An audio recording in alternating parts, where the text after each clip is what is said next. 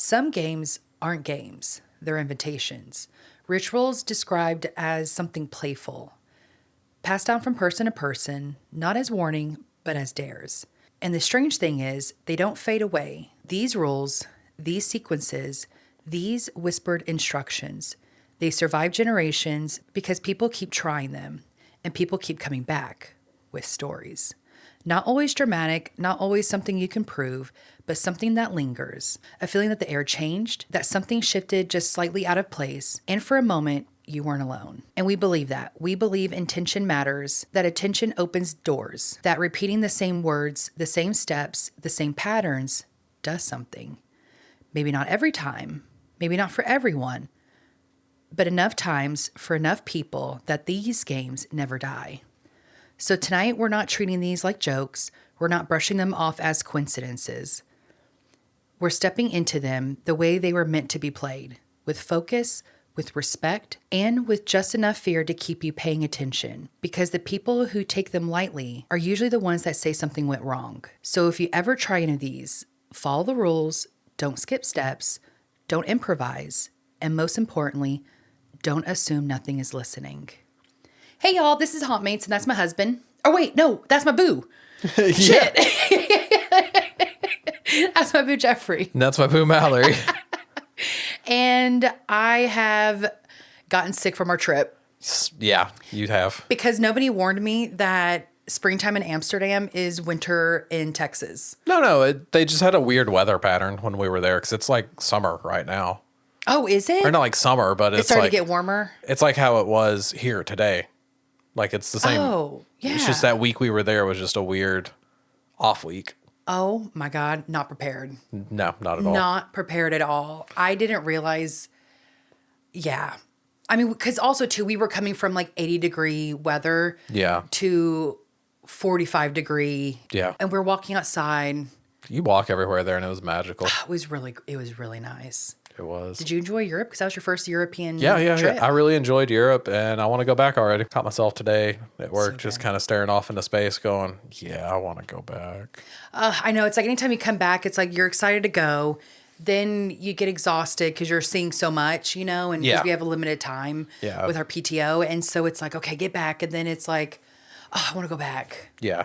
We did like 2 museums a day.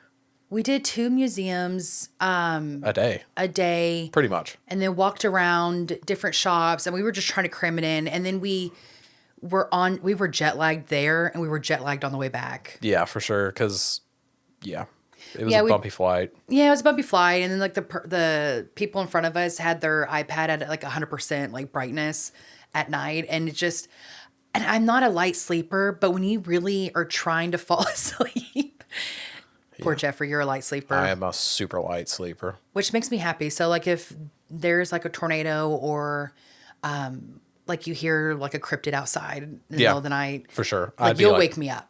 Yeah, it'll wake you up to wake me up, where if it wasn't for you, I could sleep through everything. Yeah, I mean, you've slept through some pretty heavy storms. Yeah, I've slept through a lot. I've slept through tornadoes before. Yeah. Yeah. Yeah. But our trip was amazing. It was amazing. It was a good getaway. It was a really good getaway. Yeah, it was a really good, like, just felt stress-free, just on the trip, just being outside and at a cafe. I still wish I would have bought some cigarettes, even though I don't smoke. I just wish I would have bought a cigarette. Yeah, just so you pack, could do the fucking European thing. Yeah, it's just... Sit there, drinking coffee, having a croissant. I mean, just smoking a cigarette, looking fabulous as hell. Yeah. And just... It was a vibe. Yeah. It really was. It And really we was. sat outside every chance we could. And even if we sat inside, I wanted to, like, see out. Yeah. But they also knew what they were doing with how that. And we were able to see a lot. Like, we saw the tulips. We actually got to go to the tulip fields, see that. That was amazing. That was really cool. Van Gogh Museum, the Anne Frank Museum. I was especially... People were like, oh, why'd you want to go to Amsterdam? And I recently started reading The Diary of Anne Frank. Yeah. Because I read a lot of, like, fantasy, a lot of smut, a lot of kind of stuff like that. And so I was like...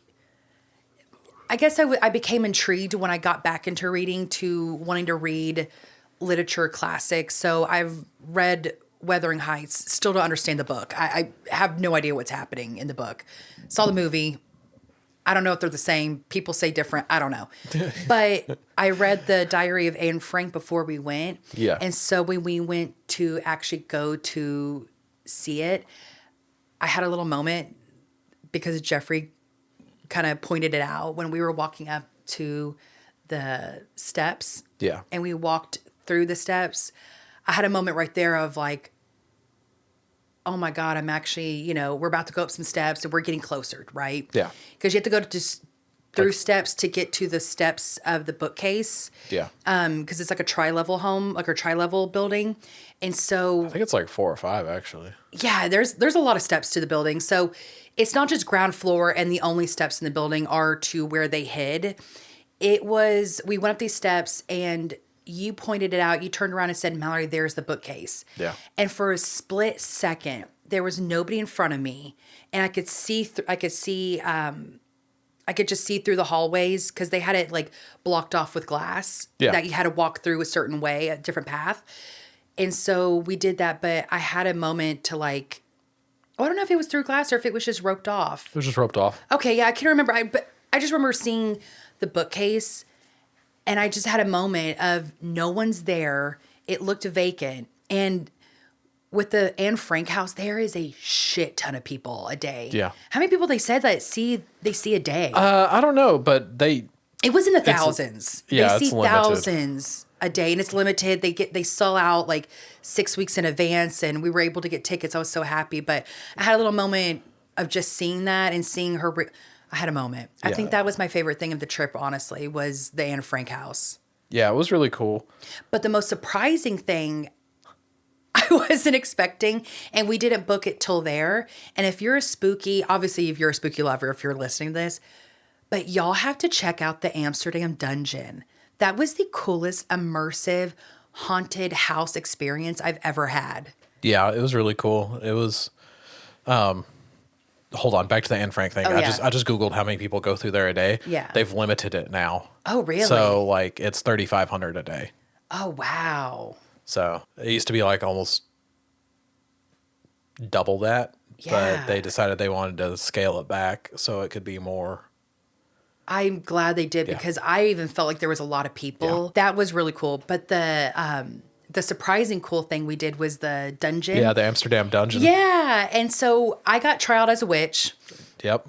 I got trialed as a thief, I think, or Yes, something like that. I think something a thief. Yeah. Yeah, it was a wild time. And we got separated because, he got taken away as a thief. So like he had to go, for his trial and this and that. So yeah, you got tried as a thief, and so they took him away, and then we all had to like walk out a different way. Yeah, no, than y'all you. went the same way Oh, I we did, but I just went first. Okay, I didn't know if we went the same way because like it was dark and there was these like fake rats on the ground and all these like rubber dummies that kept getting closer together the further you went in. Yeah. It felt uncomfortable. Uncomfortable and very disorienting. Very disorienting, but Yes. uncomfortable in a good way. You were safe the whole time. Yeah. And so when we went into the room, I was looking around you for you frantically, like, where is he? And I look in the corner and that's all lit up and you're in there in the cage. Yeah, I'm in a cage. The even funnier thing was before y'all got in there, the guy that was doing like that section of it, he told me like hold on to the top of the cage, like, oh fuck, is this about to like get lifted up or what? You know? Yeah. I was like, oh no. Are we about to go up? We're about to go up. I'm not cool with heights. Right. And then, We tried a lot of viral food. oh yeah, I was going to say,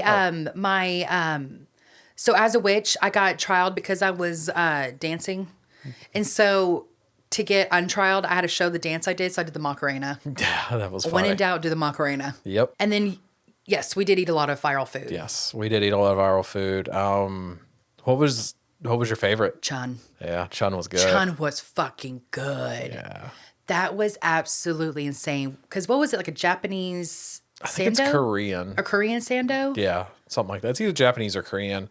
But basically, I mean, how would you describe? I'll let you describe it because you're better describing shit like that than me. So think of it like a big, thick cut of Texas toast. Maybe like 2 cuts, but they cut it in 1. So it's like a...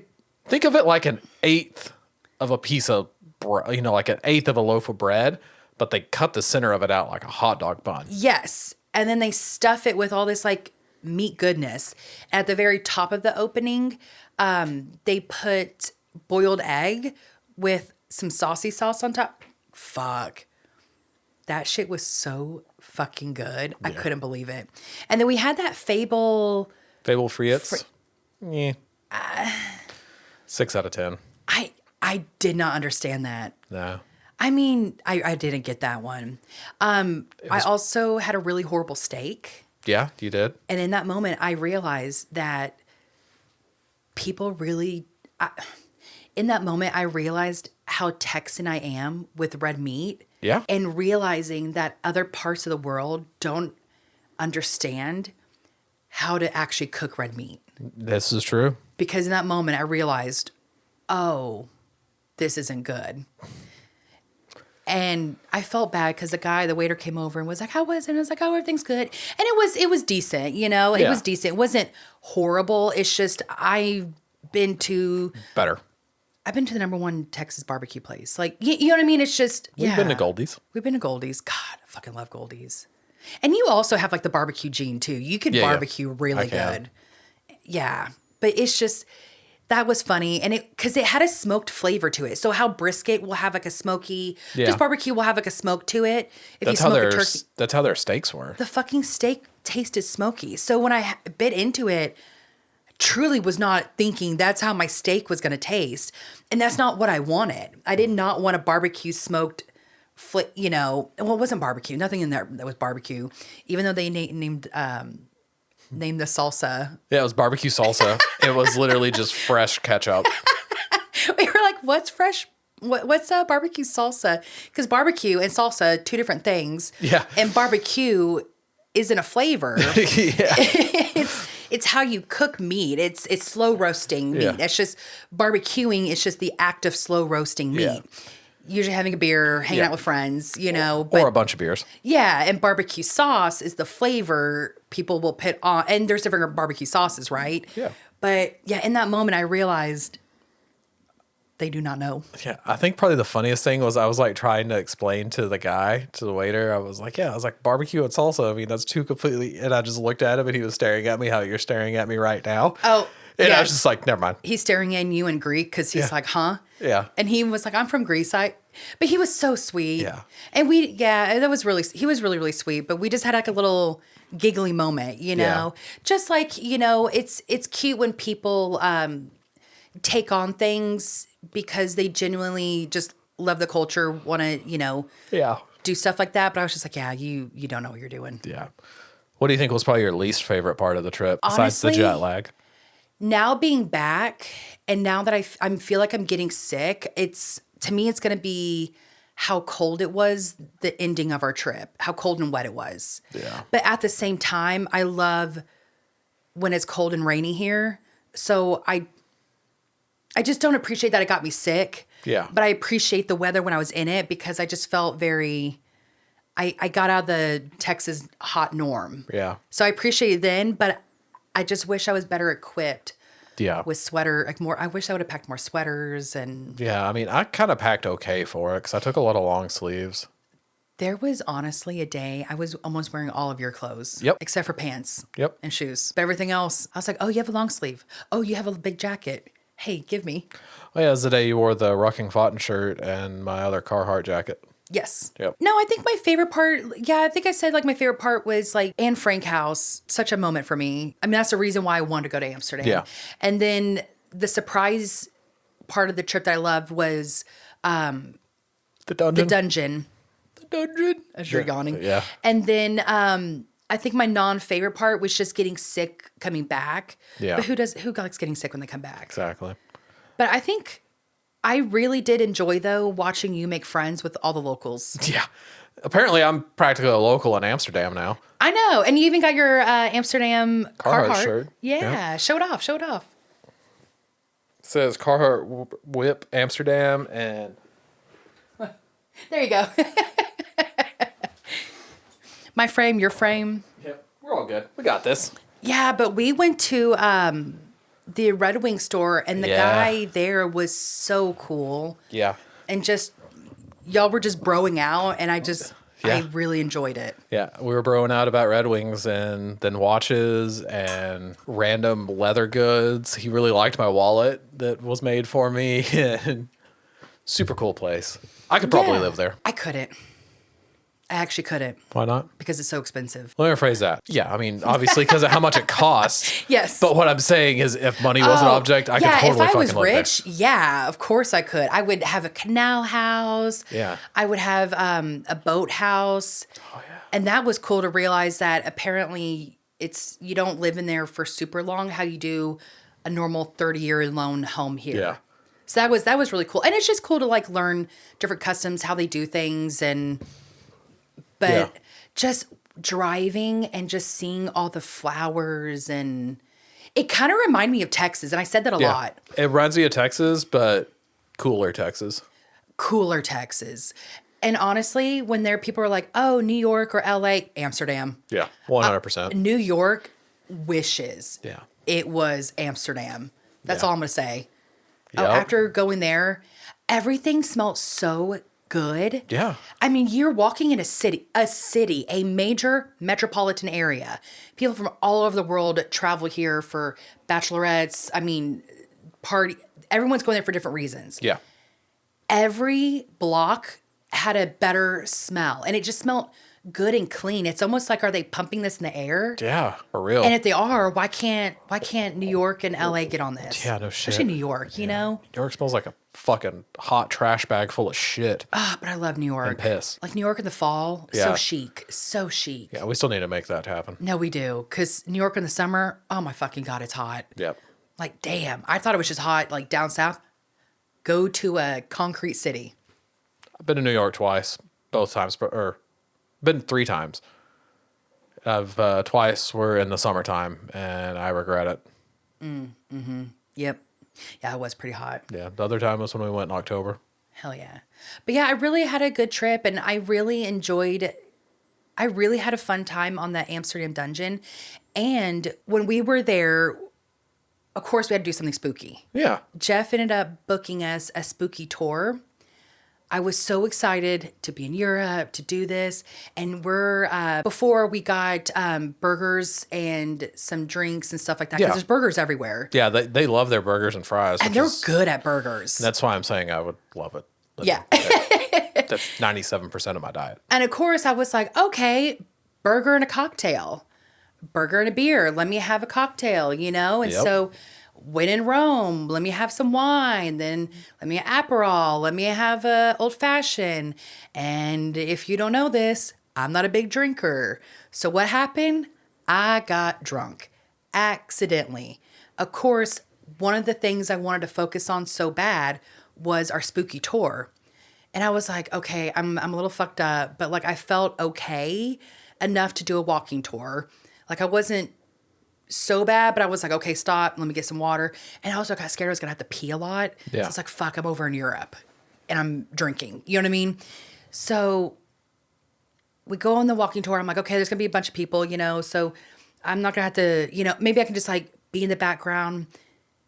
No, there's 4 of us. 4, including me and Jeff. We're the other 2. There was only 2 other people. So I was like, oh, fuck. I'm drunk with 2 other random people that I don't know. And then I'm going to have to talk to. Oh my God. You know? And I don't know. I got scared and I kind of clammed up, you know? Like, oh no, are we going to have to go around and announce our names? And Yeah. like, hey, I'm Jeffrey. I'm like, I'm Mallory. I'm Mallory. And my name's Mary, and I'm kind of drunk a little bit. Drank a little too much. Well, and it's like to a normal person, like 4 beers don't get people drunk. 4 beers get me drunk. Hell, 1 beer gets me fucked up. No shit. Well, you know, when you're having like, oh, I'm going to have, you know, and then I just kept going. Anyways, so what I have learned in my years of not drinking, I have finally learned you have to eat before you drink and not eat while you're drinking. Yeah. Anyways, so the scary game I played was being drunk on a ghost tour. Do I remember a lot? No, don't remember a lot. but thank God you do. I do. I remember a decent amount. So we want to do an episode about it, but Jeff's going to do it because I don't remember anything really on it. Do you remember the red light district when we walked into it, though? I remember the red light district. I will not forget the red light district. I will not forget the red light district. Nope. How can you not? Yeah, that was the time. That was wild. That was literally. I mean, that was, and it was a sight to see. You have to see it. Yep. You have to just peek in. Like you said, when you're in Rome. When you're in Rome, you don't have to, like, when in Rome, let me buy let me partake, but you got to see it. Yeah. It's in the windows. You just got to look. Yeah. So our spooky tour, we didn't realize this, but there was a part where he said, hey, I'm going to have a cigarette on the side. If y'all want to go down, look. Yeah, look in the red light district. It's literally just the very edge of it. It's just scraping the surface. It gets so much more. Yeah. So we all kind of look at each other. And I was like, fuck, don't look at me. Don't look at me. You know, I'm like, I'm fucked up. I can't focus on people. You know? And so we all kind of looked at each other like, okay, y'all down to go? We're down to go. Okay. So we all walked together and we saw it. We saw the girls. Yep. We saw the sex workers. Yep. In the windows. And, you know, at first I was like, oh my God, cool. You know, the red lights. Oh my gosh. And then a man walked up to it and like knocked on the door and was like, and the girl opened the door and the curtain went down. And in that moment, we realized it's real. Yeah. It is not something that is just talked about in the movies. It is real. It is very real. So, you know, we went with respect, saw what was happening, you know, and with respect, we respectfully left. Yeah. I mean, we saw, looked, you know, it was just, it definitely was a very, I guess, intriguing experience. And then later, you know, we were talking about it and we got super intrigued with all the rules and stuff. So then we went on this like big long Reddit post of like, okay, what's all the stuff about? What's the lowdown on it? Yeah. I got so curious of the ins and outs and, you know, how police will help and the ins and outs. There's a joke in there. You wrote the joke yourself without even realizing it. Again, me being scared to be drunk around these two other people on our tour inspired me to talk about some scary games because you played a scary game while we were there. Accidentally getting drunk and going on a walking tour. And so also too, you know, spring is, I feel like, officially behind us now. And I know it's still happening, but to me, it's almost 90 degrees here in Texas. So it's very summer. Yeah. So this is also something you could play for like Summerween if everyone gets together for like a pool party and you carve watermelon, all that. You can maybe play some of these games. Ooh. So I'm going to go in order, but I'm going to name them like 1 through. I'm just going to name what they are. I'm not going in a particular order. Yeah. Not scariest to least scariest or so. Just kind of top scary games that a lot of people know. So this is going to be, how many do I have? How many scary games do I have? So these are going to be like 5 scary games. The last one is going to be the one that a lot of us know of. Okay. So Stay tuned. So the first scary game is the elevator game. Have you ever heard about this? Probably when I was a kid. Is that where you push all the buttons on the elevator and get off? Kinda. I think you know it. So we could have easily played this in our hotel. Oh. Well, I don't know. Well, yeah, because we had a key. So we could have gone up because it was like one of those elevators that had the key to even go up. Yeah. Yeah, I don't know if it knows your floor. I don't know either. We should have tested it out. We should have. Actually, maybe we shouldn't have, so we could have lived. Yeah. You know? Definitely. I'd much rather live. I don't think I could play these games other than last one. And I played the last one. So the elevator game. So this one comes from an urban legend, most often tied to South Korea. So what you need is a building with at least 10 floors, an elevator you can ride alone. I'm already out. I don't want to do this alone. The rules are very specific. And remember, with these games, you have to follow the rules. You cannot steer from the rules. And that freaks me out. So that's why I probably couldn't, because I would forget the rules. So if you are to play these, please remember these rules. So this rule is very specific. You step into the elevator alone. You do not speak to anyone. So if someone says, "Hi, how are you?" You got to be an asshole. You can't, because it may be a trick. And you do not get off unless instructed. So the button sequence is you press the 4th floor, then you ride to the 4th floor. When you get to the 4th floor, you press the 2nd floor, ride to the 2nd floor, you push the 6th floor button, ride to the 6th floor, push the 2nd floor button again, you ride to the 2nd floor, then you push the 10th floor button, you ride to the 10th floor, and then once you get to the 10th floor, you push the button for the 5th floor, then you ride to the 5th floor. And then this is where it will change. So at the 5th floor, a woman may actually enter. And I'm not joking. This is where I'm like, don't talk to people, because what could you imagine some random girl just randomly walked in? Still, don't talk to them. So a woman may enter, and the rules say you do not look at her, you do not speak to her, you do not acknowledge her at all. So the next step is you press the 1st floor button.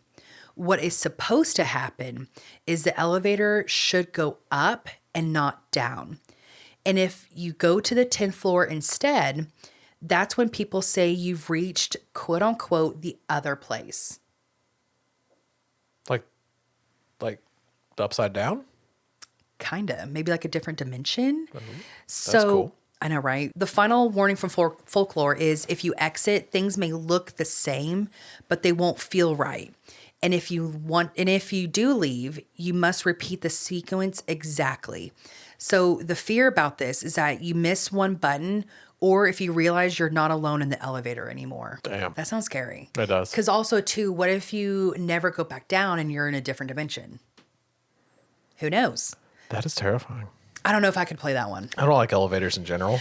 Oh, they're terrifying. And anytime I think of elevators, I actually think of Devil, the movie Devil. Yeah. God, that was such a good fucking movie. It's a pretty crazy take on a movie. It was an original idea when because I feel like everything's a copy of a copy. Not to quote Nine Inch Nails. The second is Queen of Spades, exact play folklore version. So this is some old school shit, okay? Old school. I mean, the other one is too, but this one is the exact folklore version of it. So this one is often described as a mirror ritual. I'm already terrified because mirrors are terrifying to me. Yeah, mirrors. You know what's funny? There's always mirrors inside elevators too. You're right. And ours was all mirrors. Yep. Even the roof. Oh, yeah, you're right. Ooh, I wonder if there's like a spiritual meaning because of that. I don't know. Like for that. Ooh, or they know people are going to play the elevator game so you can look beside and see something behind you or so. Maybe. It's a theory. Yeah, no shit, right? So the Queen of Spades game, it's often described as like a mirror ritual, like we just said. And mirrors also remind me of the movie Oculus. That's also a good original concept. That is. That'd be a good remake with today's technology and stuff. It's said to summon, so this game is said to summon a spirit known as the Queen of Spades. I just love that she's a queen. So this one will show up a lot in Eastern European folklore, especially in sleepover stories and late night dares. So what you need a mirror, you need a candle, you need maybe like a red lipstick or something similar to like make a mark. Okay. In a dark room, usually a bathroom. So somewhere where there's no lights to possibly get in. So no windows, the better, right?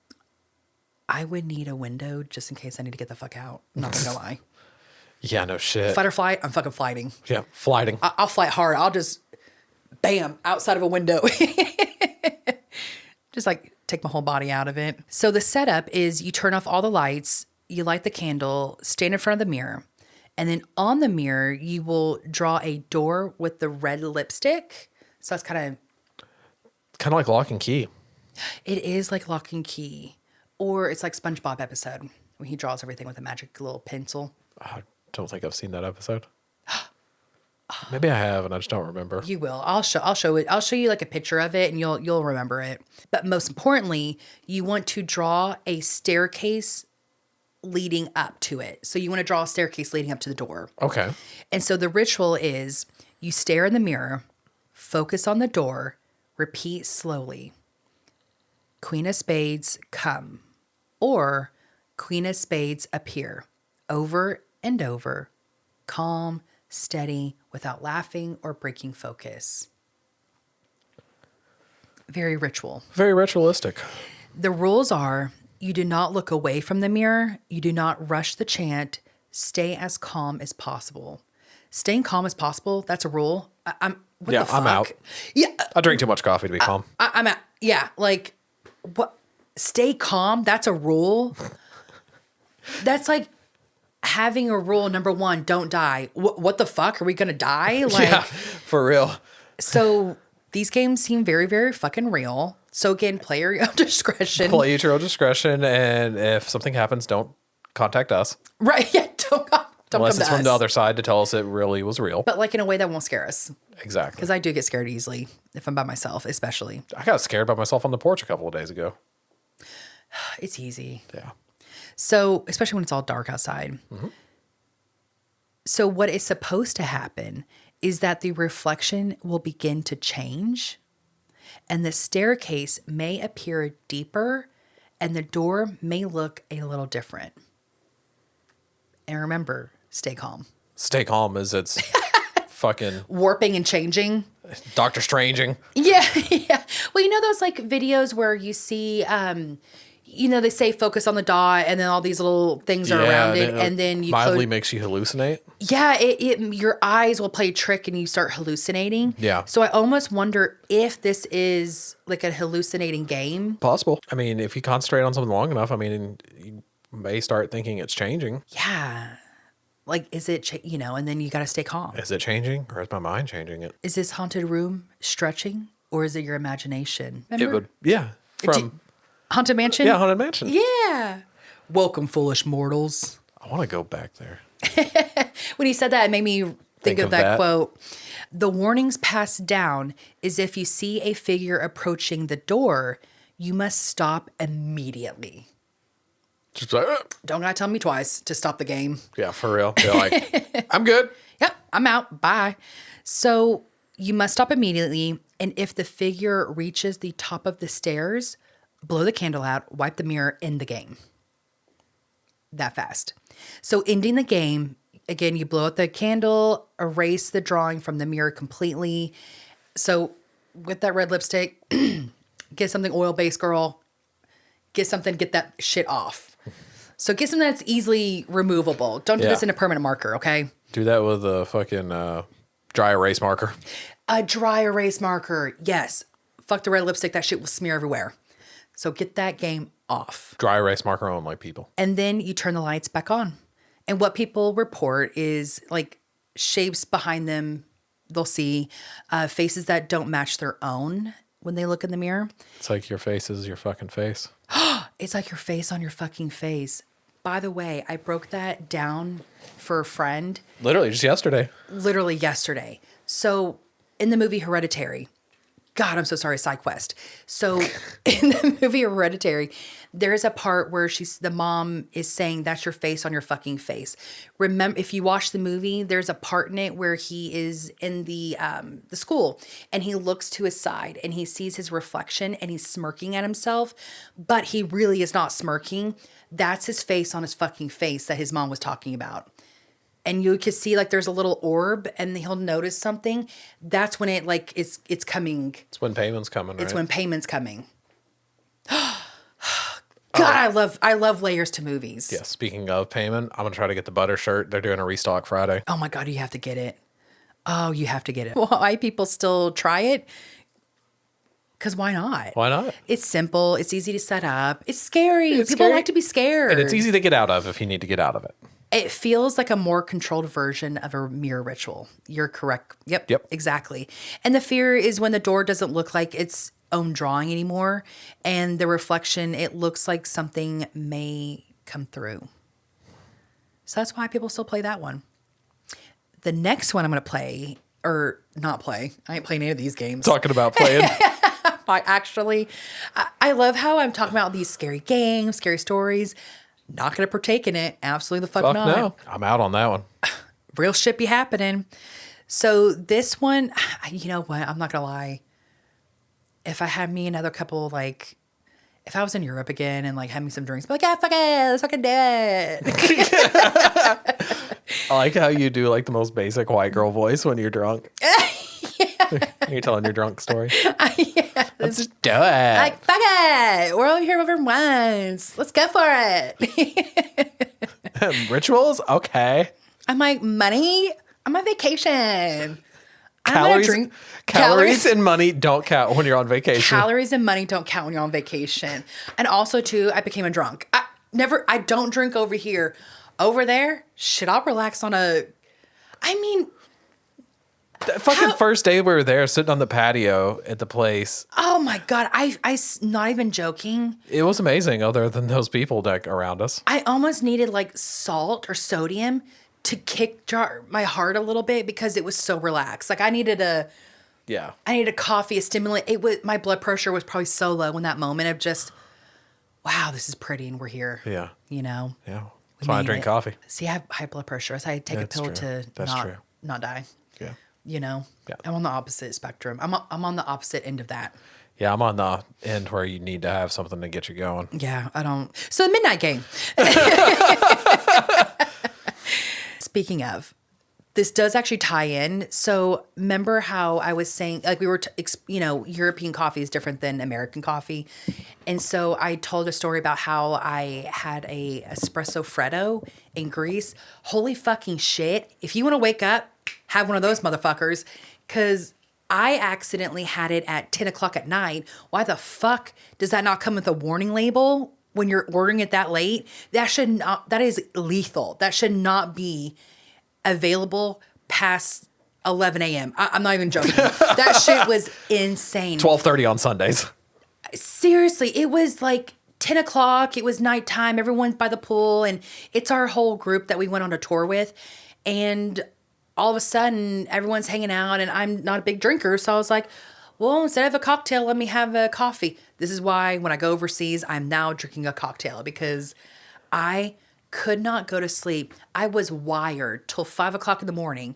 Had to wake up at like 7 o'clock in the morning to be ready to go on excursions and hike and go on an active volcano and live that best Greece life. So in the morning, I had another one. I had to stay awake. Fuck yeah. My heart was. So don't have an espresso freddo at midnight. Yep. So the midnight game. Again, this is another exact play folklore version, as factual as I can get it. This is the most talked about ritual of the games. Okay. Often described less as a game and more of a test. So it is said to involve something called the Midnight Man. Is that like the Sorry Man? Let's see. So you need a house or indoor space, a candle, a piece of paper, a pen or pencil, a match or a lighter, salt, and a clock to track time. We have all those things right here in this room, except salt. Jeffrey, absolutely the fuck not. I don't know. Shit. You're going to be like, here, have this little cocktail. I'd be like, oh, okay, I'm back in Europe. Glug, glug, glug. Let's do it. No, I am. No. I don't know. It would have. No drink until this weekend. You know, that's my one per year. I'm good. Yeah. You know? So the setup is you write your full name on the piece of paper, place a small drop of your own blood on it, salt and blood. Sounds like a ritual. This is fucking terrifying. And then you turn off all the lights in your house and you stand at your front door. The starting ritual must begin at 12 a.m. exactly. So I can't play this because I can't stay up that late. No. I can if I have an espresso freddo. If I have an espresso freddo, shit, I can stay up till 5 o'clock in the morning easily. You place a paper with your name in the front of the door. You light your candle. You knock on the door 22 times. The final knock must land exactly at the stroke of midnight. So the timing has to be impeccable. Yeah, it has to be exactly. You have to time it, right? So then you open the door, you blow out the candle, you close the door, and you immediately relight the candle. If you get it right? This is the next step. This is when the game is said to begin. It didn't begin with the weird ritualistic 22 knocks. So that is to start the game. Oh, okay. You're calling something. Gotcha. So you're starting the process. And this is kind of a long game. So this is why I don't think, well, again, if I had espresso freddo, yeah, I probably fucking could actually. So after you do that, so the rules are you must move through the house in darkness, only using your candle as light. You do not stay in one place for too long. You have to keep moving. The objective is to avoid the Midnight Man until 3:33 a.m. So 333. So Fever 333. Fever 333. The band Fever 333. Just like that. So 3:33 in the morning. The warning passes around. So the warnings passed around are if your candle goes out, you relight it within 10 seconds. You know how shaky I'd be? I'd be those horror movies that like can't do it. And you're like, just focus. Oh my God, your life depends on it. And that's why you can't focus on it because your life depends on it. Your life depends on it. If you can't, you make a circle of salt around yourself immediately. So, because, it's your barrier, it's your protection. So you stay in that salt ring until 3:33 a.m. So if for some reason you start the game and you're 2 seconds in and your candle goes out, if you can't relight within 10 seconds, you're stuck right there until 3:33. You're stuck, and make that salt ring as big as you can, as fast as you can, because you're going to be there for a long time. Yeah. Oh, could you imagine if you make it too small and you're standing and you're like, I just want to sit down? That'd be hard. And can you expand the salt from the inside out? I don't know. Okay. I know that's the kind of things to know. So additional rules, you do not see, this is how I want to get around. Yeah. But I heard that's a very Texas thing to get around rules by doing things like that. Like bending the rules, not breaking them. Yeah, bending the rules, not breaking them. And I saw this thing, it was like, with like alcohol license, a lot of places won't have alcohol license, but you could BYOB. So that's them getting away with it, right? So kind of bending the rules to have alcohol there, but they don't have to spend it. So there's like a whole like thing about it, right? So there was a pizza place back in Odessa that was that way. Pizza place that I grew up going to in Dallas was that way. Really? Literally just until recently. Pizza Getty. Oh, really? Yeah, it was like that until recently. Yep. This is Jersey Girl. Oh my God. I fucking love Pizza Getty though. Yeah. It's so good. If you're in Dallas, like off of like 30 and 635, you have to go to Pizza Getty. Oh my God, it's so good. We've been getting the same, literally before I was born, my family, they went there. Yeah. So additional rules are you do not turn on the lights. You do not use your phone or your outside light as source of light. So you don't use your phone. You don't use anything. Technology is out the door, right? And you do not fall asleep. Already out. Yep. And you do not attempt to leave the house. Also already out, because I'd be like, I need out of here. I think I'm gonna die in this house. What people report is hearing footsteps, doors moving, sudden drops in temperature, and the feeling of being followed.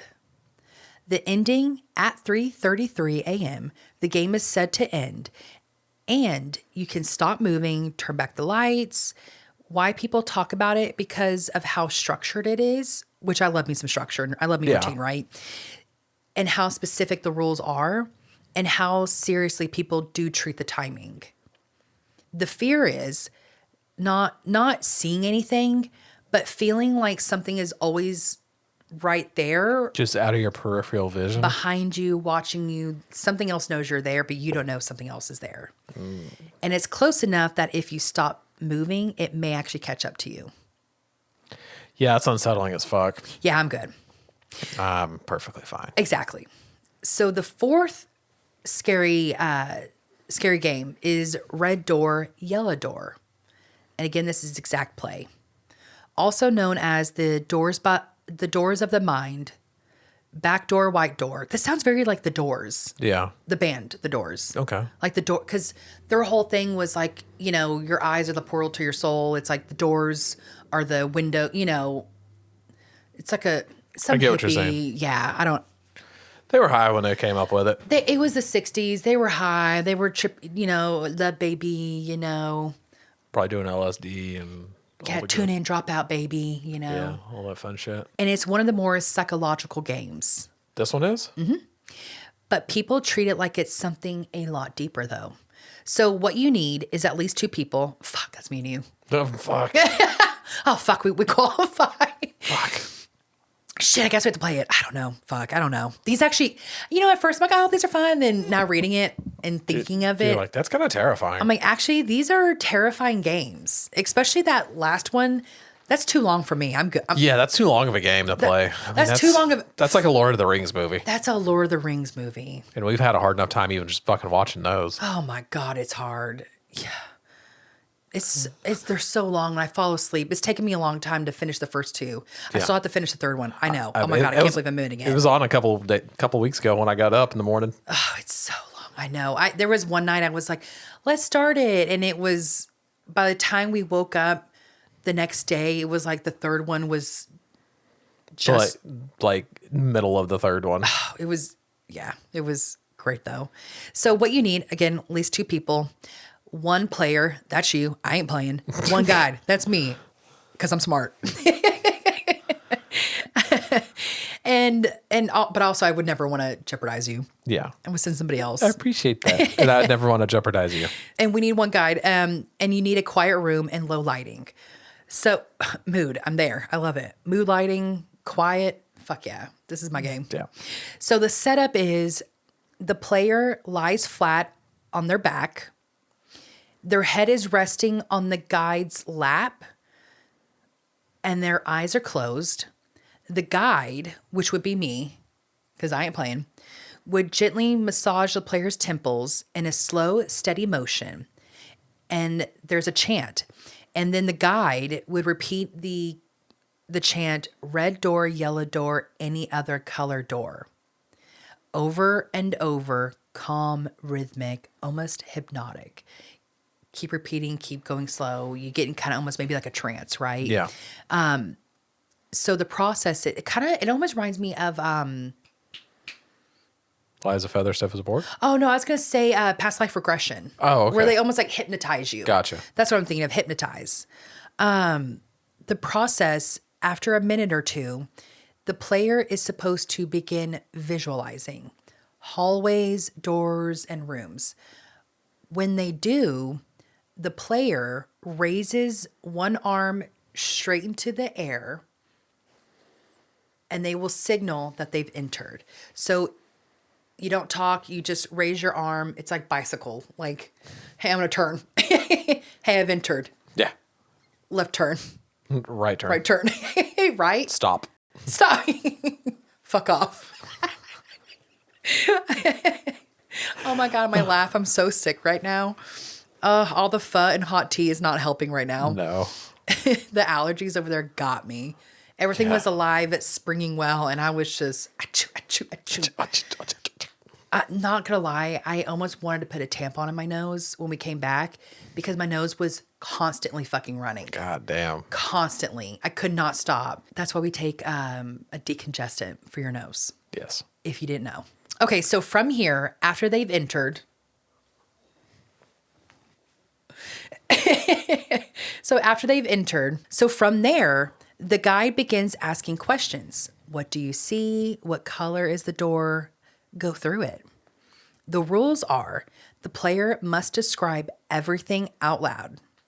The guide must keep talking to them because silence is discouraged in this game. We wouldn't do good. Are you kidding me? I am such a talker. Look at me. I'm over here. No, I'm saying like whenever it comes to like stuff like that, I feel like we just kind of are like, oh, okay, cool. No, I'm a nervous talker. Okay, gotcha. Oh, I won't. I'm a silent talker. Oh. Or, you know what I'm saying? I get fucking stupid, y'all. I get nervous and I don't talk. And I'm just like, and this is why. This is why. Because I'm stupid. No, I'm joking. You are not. But that is really funny. We do this thing where when we do something, we just go, because I'm stupid. Yeah. Which we need to start talking to each other, like talking to ourselves a lot nicer. Yeah, we do. But that's really funny. But no, I could talk because anytime I ever got a facial massage, I talk completely through the whole thing. I never relax. Really? I never relax. I can't relax. Allie's like, what is relaxation? I don't know. My relaxation is when I'm by myself and people leave me the fuck alone. Okay. That's my relaxation. You need that fine line. I just need like maybe like everyone needs like a little solitude, you know? Yeah. So important warnings that should be passed down is if the player sees a man in the room, they are told to leave immediately. And if they encounter clocks, avoid focusing on them. And if they feel trapped or stuck, the guide must wake them. That's already terrifying. That is terrifying. So, and that also, like, not focusing on the clocks kind of remind me of dreams, because you're not supposed to focus on bears, right? It's stuff like that. So, ending the game, the guide tells the player to come back, stop the chant, gently wakes them. The people report usually extremely vivid, like imagery, rooms that feel very real, doors that don't want to open but do. And why people keep playing it, because why the fuck do we keep going back, right? Yeah. It feels controlled. It feels guided. It feels like you're exploring almost like your own mind versus maybe a game. I could see that. Yeah. So the fear is when the player hesitates, stop describing, or something that doesn't sound like imagination anymore. And if the guide has to decide, do you keep going or do you wake them up? Ooh, that's kind of complicated because you don't know like how far to let someone go, like in a game. I feel like there would be maybe like a code word. Yeah, but what if you can't talk? Because you're not supposed to talk, right? Well, no, silence is not discouraged. Oh, silence is not discouraged. But you have to describe what you're seeing. But see, I don't know. This is one of those rules where you have to describe what you're seeing. You can't. Exactly, yeah. Exactly what you see versus there's a blue door. I'm just going to say green door because green door is my safe word. Exactly. And if that's when it changes, right? Gotcha. Who knows? Who's lived to tell the tale? So the fifth one, this is the last one. And this one is the most known game. I've done this at sleepovers. It's worked. And you've even actually just mentioned it earlier. Light as a feather, stiff as a board. Light as a feather, stiff as a board. So, again, exact play. Because we're trying to actually protect you, even though we're telling you to play the scary games. We're not telling you. This is at your own discretion. This is, if you want to do this, do it. If you don't want to do it, also don't do it. Don't do it, exactly. But light as a feather, stiff as a board, I can say this is a safe one. Yeah. Because this is, I mean, I was in elementary, I was playing this, right? Yeah. So one of them, again, most known, but the rules are a lot more specific than most people may remember of this game. Because I didn't realize there was all these rules. I'll be honest with you. Yeah. I was just a stupid, like, kid. But you at least need 4 people. 5 to 6 usually works best. 1 person to lie down, a quiet room, low lighting. I didn't know the low lighting was a thing in a quiet room. But what do you expect? Yeah. A bunch of 10-year-old girls. Yeah. The setup is 1 person lies flat on their back, arms crossed over their chest, eyes closed. Yes, like they're dead. Rip. Rip. The others form a circle around the body. Each person places only 2 fingers under them, which I knew that. But Yeah. I didn't know specifically it's shoulders, back, legs. So it's specifically your shoulders, your back, and your legs. So it's like, Don't put it under, but don't get farted on. don't get farted on. Don't get pink eye if you touch your eye. Yeah. Don't get pink eye. Exactly. So we're just here to protect you from everything. Spirits, pink eye, farts, all of it. It's all terrifying. It's all connected. Yeah. The phantom farter.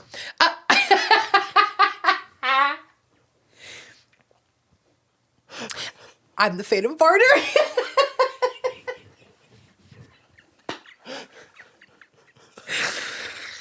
And that's just our inside joke, okay? But just know.